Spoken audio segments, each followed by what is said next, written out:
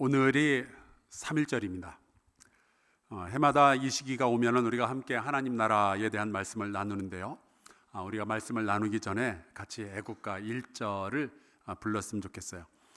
그런데 1919년 3.1절 운동이 만세 운동이 있을 당시 애국가의 가사는 있었지만 아직 현대와 같은 그런 곡조는 만들어지지 않았던 시기였습니다.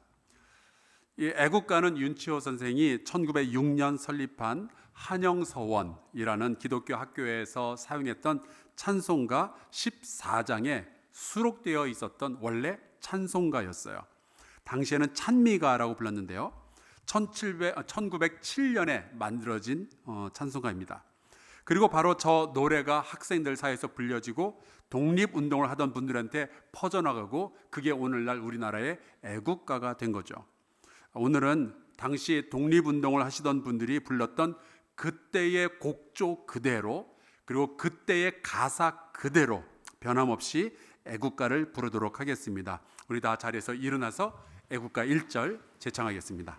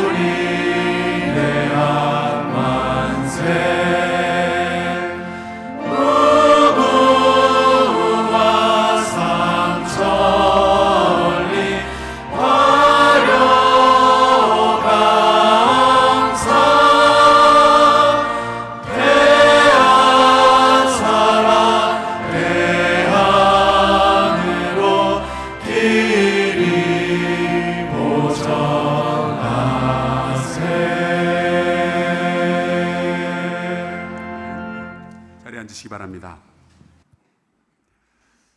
오늘부터 여러분과 함께 다시 하나님의 나라에 대한 말씀을 나누도록 하겠습니다. 역사적으로 우리가 살아가고 있는 이 세상에는요, 늘 이상향 혹은 유토피아에 대한 생각 혹은 아이디어들, 이야기들이 있어 왔습니다.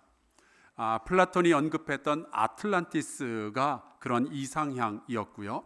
토마스 무어가 언급했던 유토피아라는 언어 그 자체도 이상향을 뜻하는 거죠. 중국의 무릉도원이 그랬고요. 티벳의 샹그릴라가 그렇고요. 홍길동이 갔다는 율도국도 마찬가지입니다. 인류는 늘 그렇게 완벽한 세상, 어떤 이상향을 꿈꿔왔습니다.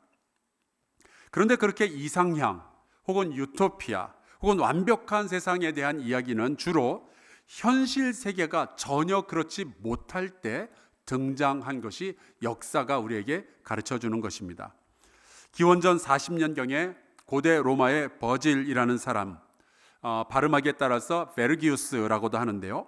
이 사람의 로마의 황제 시저가 그 양아들에게 암살당하는 격동의 시기에 자기와 자기 가족이 가진 땅을 전부 다 빼앗기는 억울함을 당하게 되죠. 그때 그가 에클로구스라는 서사시를 쓰게 됩니다. 바로 이 에클로구스라는 서사시에서 아르카디아라는 도시가 나오게 되는데요. 바로 이 아르카디아가 로마의 이상향들 가운데 하나입니다. 이 아르카디아에서는 모든 사람들이 고된 노동에서 해방된다고 그래요. 직장 안 나가도 다 먹고 살 수 있는 그러한 세상이죠. 그래서 여기에 사는 사람들은 늘 예술에만 몰두하면서 산다고 합니다. 이곳에서 양을 치는 목동들은 하루 종일 시를 짓고 노래를 부르는 이러한 일들만 하다가 퇴근하면 된대요. 아카디아에서 가장 존경받는 사람은 가장 아름답게 노래하는 사람인 거죠. 우리 찬양대 이현호 권사님 거기 가면 왕으로 대접을 받는다는 뜻이에요. 그러면 양은 도대체 누가 치는가? 이 아카디아에서는요, 양들이 너무 똑똑한 나머지 다들 알아서 풀 찾아가서 풀 뜯어먹고 밤이 되면 울타리 안으로 다 들어온답니다. 늑대도 없고 날씨도 좋아서 풀도 잘 자라고요. 그러니까 우리식으로 말하자면은 직장에 안 나가도 통장으로 돈은 계속 들어오고, 그래서 우리는 여행도 다니고 노래도 부르고 골프 치러만 다녀도 인생이 편안하게 즐겁게 살 수 있다. 그런 이야기죠. 여러분, 아카디아에 가고 싶으십니까? 로마에는 아카디아라는 이상향이 있었다면 성경에는 하나님의 나라가 있습니다. 그런데 아카디아와 하나님의 나라는 질적으로 다른 부분이 있어요. 아카디아에서는 내가 얼마나 편안하냐, 내가 얼마나 행복하냐, 내가 얼마나 노동을 안 할 수 있느냐, 이게 가장 중요한 이야기죠. 그런데 성경에 나오는 하나님의 나라에서는 누가 이곳을 다스리고 있느냐, 이게 가장 중요한 이슈입니다. 만약 하나님이 내가 어느 시간에 있든 어느 장소에 있든 어느 상황에 있든 그 하나님이 나의 주인이시고 나의 왕이시라면 바로 그것이 하나님의 나라라고 선포할 수가 있게 되는 거죠. 이 하나님의 나라에 대해서 설명을 하려면 반드시 이미와 아직 사이라는 표현을 우리가 좀 먼저 이해할 필요가 있습니다. 하나님의 나라는 이미 이 땅 가운데 시작이 되었지만 아직 완성되지는 않았기에 우리는 그 중간의 시대 어딘가를 살아가고 있다라는 뜻이죠. 저희 교회 등록하신 지 또 다니신 지 얼마 안 된 분들도 여기 굉장히 많이 계시기 때문에 이 부분을 제가 먼저 설명을 드리도록 하겠습니다. 우리 한사랑교회 창립 기념일이요 1976년 6월 6일입니다. 그런데 그보다 딱 32년 전 1944년 6월 6일 제2차 세계대전을 끝낼 수 있는 유명한 작전이 하나 실행이 됩니다. 그것이 바로 저 유명한 노르망디 작전이죠. 이때 저 유명한 D-Day라는 용어가 처음으로 사용이 되었어요. 그리고 이 작전이 굉장히 많은 군인들의 희생을 치르게 되었지만 결국 작전이 성공을 했기에 미국과 유럽의 연합군이 독일을 무찌르고 승리를 거두게 됩니다. 하지만 이 작전이 성공했다고 해서 바로 그날 승리가 확정된 것은 아니었어요. 승리는 1년이 지난 1945년 5월 8일 독일이 항복 문서에 서명을 함으로써 완성이 되죠. 그런데 그 중간에 1년 동안 작전이 성공하고 독일이 항복하기까지의 그 1년 동안 유럽에서는 아주 흥미로운 일들이 발생을 하게 됩니다. 노르망디 상륙 작전이 성공한 이후로 독일이 패망할 것은 너무나도 분명한 사실이었어요. 그런데 여전히 독일의 점령지로 남아있었던 프랑스 파리에서 벌어진 일입니다. 한쪽 사람들은요, 이제 독일이 패망할 것이 너무나도 분명하니까 완전한 승리의 날이 곧 찾아올 것을 믿으며 독일에 끝까지 저항했던 사람들이 있었어요. 이들을 우리가 레지스탕스라고 부르죠. 그들은 자기인의 땅을 점령하고 있었던 독일의 히틀러에게 복종한 것이 아니라 라디오 방송으로 계속 지령을 내렸던 프랑스의 드골 장군에게 복종을 했습니다. 그런데 또 다른 한편으로는 설마하니 독일이 진짜로 지겠냐 싶어서 계속 독일에게 협조했던 사람들이 있었습니다. 그들을 콜라보라고 부르죠. 나중에 독일이 완전히 패망을 하고 프랑스가 독립국가가 되었을 때 독일과 싸웠던 사람들은 나라의 영웅이 되었고요, 독일에게 협조했던 사람들은 반역자로 낙인이 찍혀서 추방, 감금 혹은 사형을 당하게 되었습니다. 그러니까 그 1년 사이 이미와 아직 사이에서 어떻게 살았느냐가 이 사람들의 운명을 완전히 갈라놓았던 거예요. 이 이야기를 우리나라 사람들은 제일 잘 이해할 수 있습니다. 왜냐하면 우리나라의 역사 속에서 같은 스토리가 있거든요. 1919년 3월 1일 33명의 민족 대표가 서명한 독립선언서가 발표가 되죠. 이것을 기점으로 한 달 후에 상해 임시 정부가 세워지게 되고 본격적으로 일본의 식민 통치에 대한 저항이 시작이 됩니다. 그런데 독립선언을 1919년 3월 1일에 했지만 독립은 그날부터 시작이 된 게 아니었어요. 독립은 그날 완성된 게 아니었어요. 광복절은 26년이 지나서 1945년 8월 15일에 오게 되죠. 그 중간의 시기 26년이 바로 이미 시작된 독립, 하지만 아직 완성되지 않은 독립, 이 중간의 시기입니다. 그리고 바로 이 26년 동안 한국 사람들은 어떻게 살았느냐에 따라서 국가 유공자와 매국노로 갈라지게 되는 거예요. 하나님의 나라가 그와 같습니다. 하나님의 나라는 이미 시작이 되었고 아직 완성되지는 않았으나 이 중간에 어느 시점에서 우리가 살아가고 있거든요. 이때에 우리가 어떻게 사느냐에 따라서 우리는 하나님 나라의 백성이 될 수도 있고 아니면 하나님 나라의 반역자로 낙인 찍힐 수도 있는 거예요. 이 하나님의 나라는 이미와 아직 사이에 존재하는 어떤 시간, 어떤 장소, 어떤 인격, 어떤 공동체, 그 모든 것들을 다 포함할 수 있습니다. 그래서 이 이미와 아직 사이에서 하나님의 선하신 통치를 받으며 이 살아가는 삶이 정말 중요하다는 것을 어떻게 해서든지 여러분에게 잘 표현을 하고 싶은데 이거를 어떻게 할까 고민을 하다가 광복절을, 독립의 완성을 뜻하는 광복절을 의미하는 8.15, 8월 15일이니까요. 거기에서 만세 운동을 했던 3.1절, 3.1을 빼니까 5.05가 나오더라고요. 그래서 우리가 이것을 505 영성이라고 이름을 붙이고 여러분과 함께 하나님의 나라에 대한 말씀을 나누게 된 겁니다. 자, 여기까지는 이해가 되셨습니까? 계속 가겠습니다. 이 하나님의 나라에 대해서 알고 신앙생활하는 것이 너무나도 중요합니다. 왜냐하면 예수님께서 공생의 시절 동안에 가장 자주, 가장 중요하게 다루셨던 주제가 바로 하나님의 나라였거든요. 예수님의 첫 설교가 바로 하나님의 나라에 대한 것이었습니다. 예수님께서 마지막으로 제자들과 나누셨던 말씀도 하나님의 나라에 대한 것이었습니다. 예수님의 첫 설교를 요약해서 마가복음은 우리에게 이렇게 기록을 남겨놓았어요. 이때부터 예수께서 비로소 전파하여 이르시되 회개하라, 천국이 가까이 왔느니라 하시더라. 천국으로 우리가 가는 게 아니었고 천국이 우리에게 오는 것이었습니다. 예수님께서 딱 이 한 문장, 회개하라 천국이 가까웠느니라, 이 말씀만 반복해서 3,000번 설교를 하셨을까요? 딱 3초면 설교가 끝나는데 예수님께서 그렇게 하셨다면 저도 그렇게 할 수 있을 것 같아요. 여기 올라와서 3초 설교하고 축도하고 예배 마치면 저만 좋을까요? 그런데 이 말씀은 예수께서 하신 모든 설교들을 종합하고 요약해 보니 그것이 하나님의 나라에 대한 것이었구나 라는 뜻입니다. 또 이러한 말씀들을 통해서 천국은, 그러니까 하나님의 나라는 우리가 죽어야만 가는 곳이 아니라 그 하나님의 나라가 이 땅에 임하는 거였구나, 우리에게 오는 거구나, 그것을 또한 우리가 배우게 되죠. 그래서 주기도문에서도요, 우리가 나라로 가게 하여 주시옵소서가 아니라 나라가 임하여 주옵소서라고 기도를 하고 있는 거고요. 자, 그러면은 하나님의 나라가 이 땅에서 우리 가운데서 시작된다는 것을 우리가 어떻게 알 수 있을까요?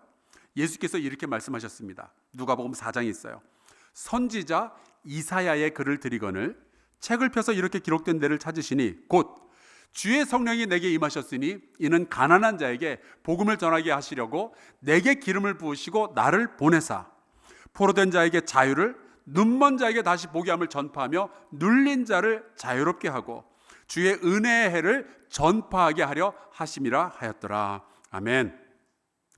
여기서 우리가 봐야 될 것이 있죠. 복음이 전파되고 포로된 자들이 자유를 얻고 그걸 보면 하나님의 나라가 지금 시작이 되었구나, 이것을 알 수 있다는 거예요. 특별히 우리가 주목해서 봐야 될 것이 있는데 예수님은 하나님의 나라에 대해서 설명하시기 위해서 선지자 이사야의 책을 꺼내 드셨다라는 사실이죠. 예수님은 구약의 이사야 선지자가 했던 말들이 하나님의 나라에 대한 설명으로 가득 채워져 있는 책이라는 것을 너무나도 잘 알고 계셨어요. 그리고 그 이사야서는 또한 예수님 자신에 대한, 그리스도 메시아에 대한 설명으로 가득 차 있기도 하죠. 그래서일까요? 예수님께서 공생의 기간 동안에 가장 많이 인용하셨던 구약의 두 책이 있다면 하나가 시편이고 다른 하나가 이사야서입니다. 그런데 이 하나님의 나라는 예수님께서 처음에는 가까이 왔다 하시더니 어느 날 이미 이 땅에 시작되었다라고 선포를 하시죠. 예수께서 이렇게 말씀하셨어요. 마태복음 12장. 내가 하나님의 성령을 힘입어 귀신을 쫓아내는 것이면 하나님의 나라가 이미 너에게 임하였느니라. 하나님의 성령을 힘입어 귀신을 쫓아낸다라는 뜻은 하나님의 공평함과 정의, 하나님의 사랑의 통치가 이미 시작이 되었기 때문에 귀신들이 있을 곳이 없어졌다는 뜻이에요. 그래서 귀신들이 도망을 치기 시작하는 거죠. 하나님의 통치가 내 안에 임하니까 분노의 영이 쫓겨나고 복수의 저주가 멈춰진다면 하나님의 나라가 여러분 가운데 임했다는 사실을 믿으시기를 주의 이름으로 축원합니다. 하나님의 통치가, 하나님의 나라가 내 안에 들어와서 거짓말하는 귀신이 쫓겨나게 되고 음란의 영이 도망친다면 내 안에 하나님의 나라가 시작되었다는 이 사실을 꼭 믿으시기를 주의 이름으로 축원합니다. 하나님의 통치가 들어와서 우리의 가정에 평화가 드디어 찾아오게 되고 우리가 직장에서 모두 공평하게 행복하게 일할 수 있다면 우리의 가정과 우리의 일터에 하나님의 나라가 왔구나, 하나님의 나라가 시작이 되었구나, 이것을 우리가 알 수 있게 되는 거죠. 만약에 사람들을 지독히도 억압하고 있는 공산주의 국가에 아니면 이슬람 국가에 복음이 전파가 되고 사람들이 드디어 자유를 깨닫게 된다면 하나님의 나라가 바로 그 장소에 임하게 되는 거죠. 그러니까 가까이 온다 그렇게 했었는데 하나님의 나라는 어느새 우리 마음속에 시작이 되고 우리의 가정에, 그리고 우리의 일터에, 그리고 나라에 시작이 되는 거예요. 그렇게 이미 시작된 하나님의 나라는 그러면은 언제 완성이 되는 걸까요? 요한복음 22장에 보니까 이런 말씀이 있어요. 다시 밤이 없겠고 등불과 햇빛이 쓸데없으니 이는 주 하나님이 그들에게 빛이심이라 그들이 세세토록 왕노릇하리로다. 이것이 하나님의 나라가 드디어 완성된 모습입니다. 다시 밤이 없겠고 이제는 우리를 두렵게 하는 것들, 진실을 왜곡하는 것들, 이런 것도 다 사라지고 오직 하나님의 완전한 통치만 우리에게 보여지게 되는 거예요. 하지만 이러한 것은 먼 훗날의 이야기일 것이고요, 우리는 이미 시작된 하나님의 나라, 하지만 아직 완성되지 않은 하나님의 나라, 그 중간에 어디에선가 우리가 지금 살아가고 있습니다.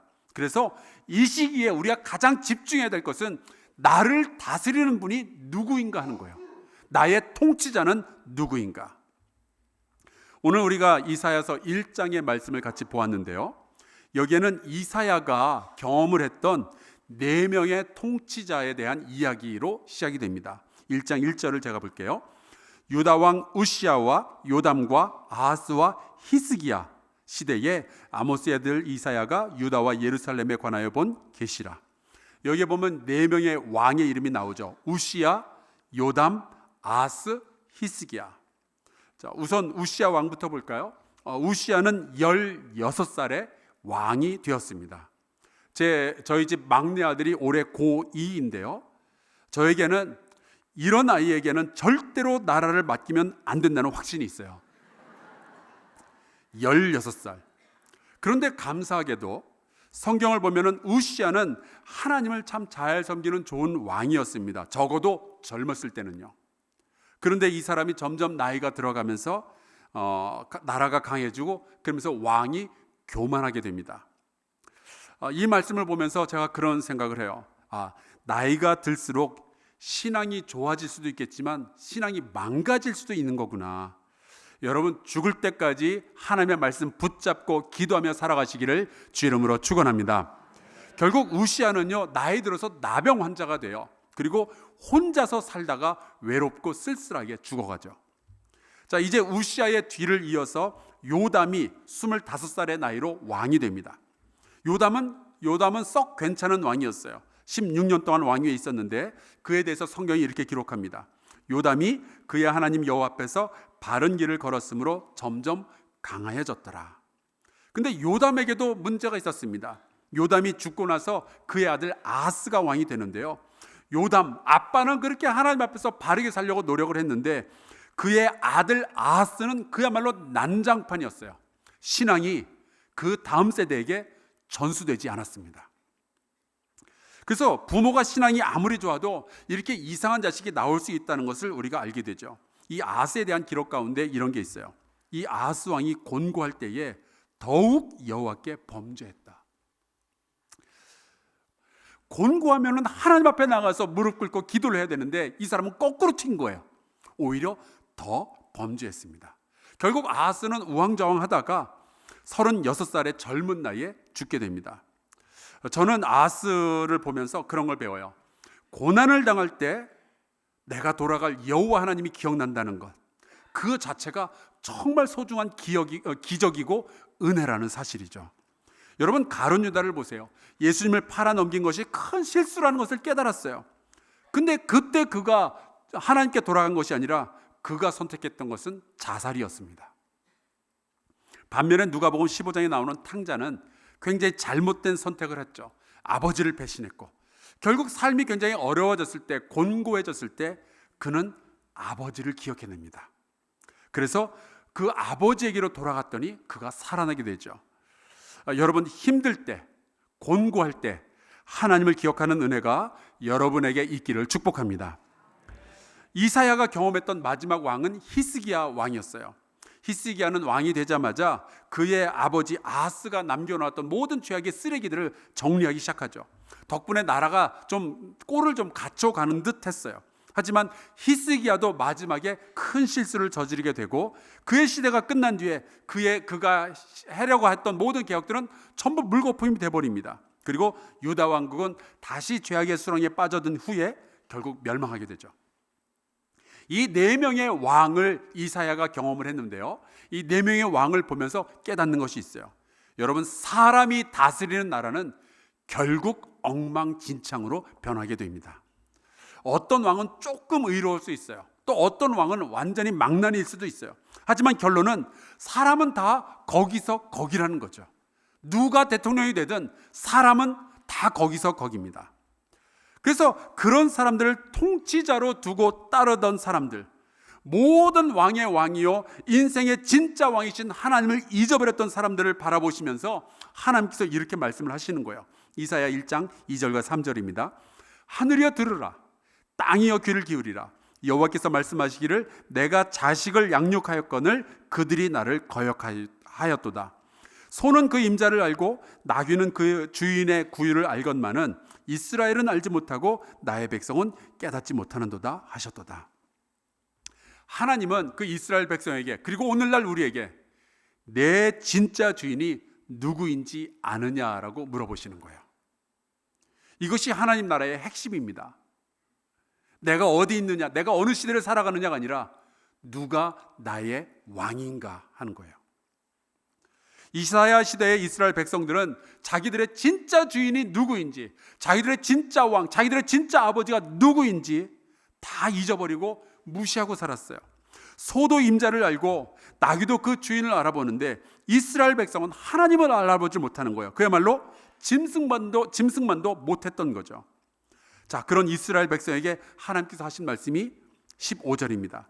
너희가 손을 펼 때에 내가 내 눈을 너희에게서 가리고 너희가 많이 기도할지라도 내가 듣지 아니하리니 이는 너희의 손에 피가 가득함이라. 이스라엘 백성은 집에 가면, 어디 친구들 만나면 온갖 종류의 죄를 다 저지르면서도 맨날 돈돈돈하면서 살아가고 음란과 교만과 잔인함에 찌들어 있으면서도 여전히 때만 되면 성전에 나와서 예배는 드렸던 거예요. 근데 하나님은 그들의 예배를 바라보시면서 너희가 거역하였다라고 말씀을 하시죠. 너희와 나의 관계가 끊어졌다라고 말씀하시는 거예요. 너희가 기도를 해도 내가 듣질 못하겠다. 너희가 내 앞에 나와도 내가 너희를 볼 수가 없다. 관계가 끊어졌어요.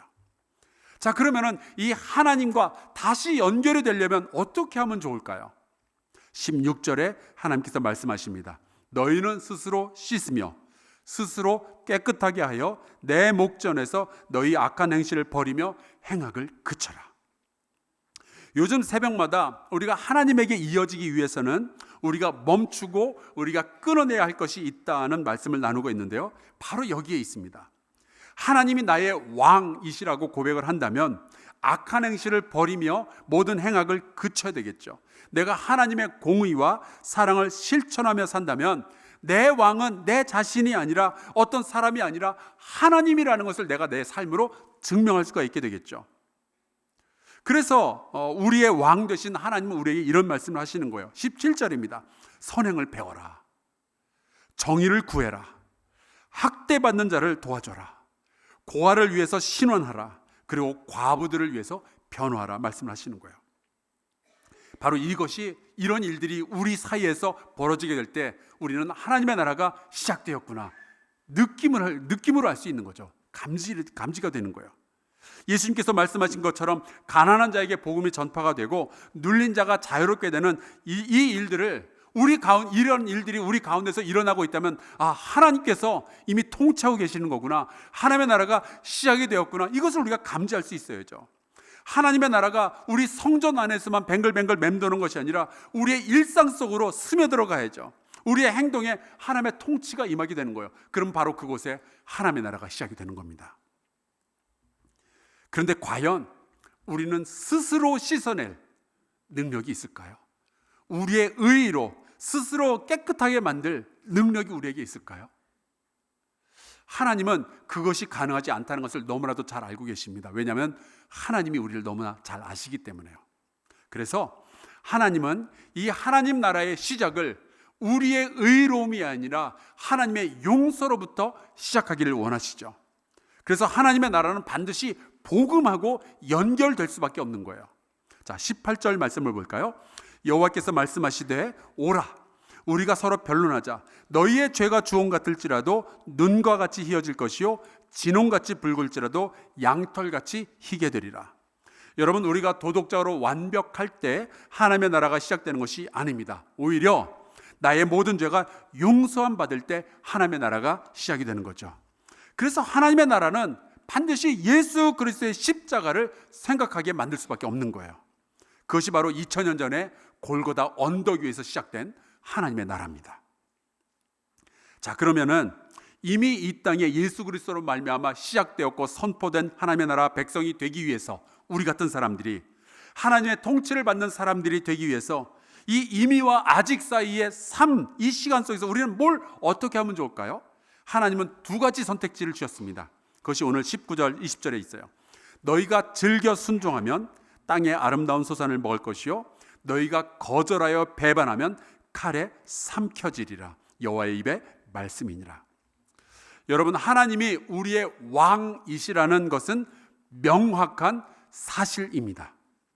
이건 여러분이 믿는다고 해서 그렇게 되고 안 믿는다고 해서 그렇게 안 되고 이런 문제가 아니에요. 성경은 이 사실을 우리에게 설득하려고 하는 게 아니라 선포를 하죠. 태초에 하나님이 천지를 창조하시니라. 이건 하나님이 우리를 설득하려고 하시는 말씀이 아니라 그냥 그렇게 선포하고 시작이 되는 거예요. 이것은 이해해야 할 문제가 아니라 그냥 받아들이고 여러분 외우셔야 되는 거예요. 하나님이 우리의 주인이시고 우리의 왕이시며 우리의 아버지시라는 사실은 분명합니다. 자, 그렇다면은 우리에게는 딱 두 가지 선택밖에 남지 않아요. 즐겨 그 아버지께 순종하든지 아니면 그 아버지를 거절하고 배반하든지. 이것이 이미와 아직 사이의 시간 속에서 살아가는 우리가 늘 깨달아야 되는, 명심해야 되는 말씀입니다. 여러분, 하나님이 우리의 왕이심을 꼭 믿으시길 주의 이름으로 축원합니다. 그러니까 그분이 우리의 삶과 생각과 그리고 이 세상을 통치하셔야 됩니다. 내 가정이 하나님의 통치에 순종하기 시작한다면 드디어 내 가정 가운데서 하나님의 나라가 시작이 되는 것이고, 내 일터 가운데서 하나님의 통치가 실행이 된다면 드디어 내 일터 가운데 하나님의 나라가 시작이 되는 거죠. 내가 스스로 내 인생의 왕이 되거나 혹은 하나님 아닌 것 앞에 무릎 꿇고 굴복하는 자세를 다 떠나서 하나님을 오늘 여러분의 왕으로, 여러분의 진정한 주인으로 인정하시기를 간절히 축원합니다. 이제 우리가 스스로 우리의 삶을 다스렸던 모든 죄악에서 떠나가고 하나님 아닌 것들을 따라다녔던 모든 것들을 멈추고 하나님의 통치를 드디어 받아들이시기를 간절히 축원합니다. 우리 같이 이곳에 임하신 하나님의 나라에 대한 찬송 부르고 같이 기도하면 좋겠어요. 하나님의 나라는 이미 임하여져 있습니다. 우리가 이 나라를 바라보면서 겸손하게 하나님의 통치에 즐거운 마음으로 순종하실 수 있기를 간절히 바랍니다. 같이 찬양하고 기도하겠습니다.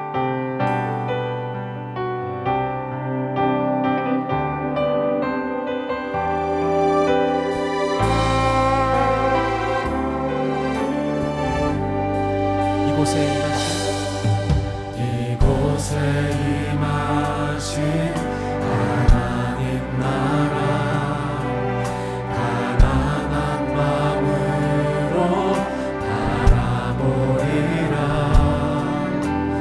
먼저 그 나라 그 뜻 구하며 나의 삶 드리리. 주님이 맡기신 하나님 나라 믿음의 눈으로 바라보리라. 하늘의 뜻이 이 땅 가운데 완성될 그날까지 믿음나요 그 위에 서리라.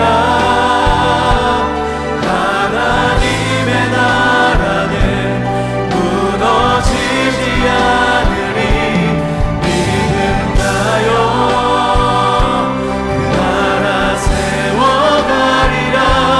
주님 곧 오실 때까지. 우리 같이 통성으로 기도합시다. 오늘 나의 모든 권리를 왕 되신 하나님 앞에 내려놓겠습니다. 악착같이 살아가느라 이미 내 손 안에 잡은 것들을 놓치지 않으려고 너무나도 피곤하게 살아났던 인생을 오늘 주님 앞에 내려놓겠습니다. 주님의 통치에 즐거이 순종하는 우리가 되게 하여 주옵소서.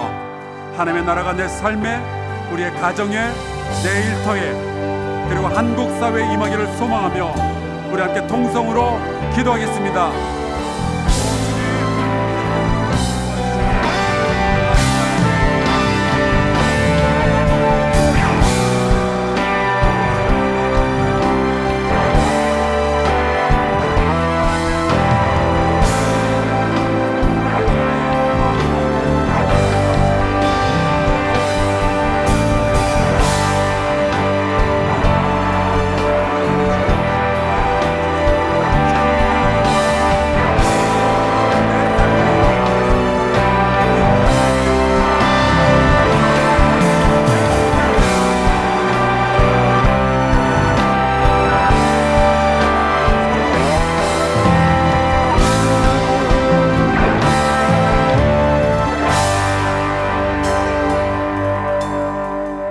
하나님, 주님만이 왕이심을 고백합니다. 우리가 우리의 삶의 주인되려 했던 모든 욕망을 내려놓고 주님의 다스림 앞에서 순종의 약속을 드리기를 소망합니다. 예수 그리스도께서 십자가 위에서 이미 우리의 죄를 용서하심으로 하나님의 나라가 시작이 되었는데, 이미 시작된 하나님 나라의 백성으로서 순종의 제사를 드리며 이 땅에서 공의와 진리와 사랑을 실천하며 살아가도록 주님 용기와 힘과 은혜를 베풀어 주시옵소서. 예수 그리스도의 이름으로 간절히 기도하옵나이다. 아멘.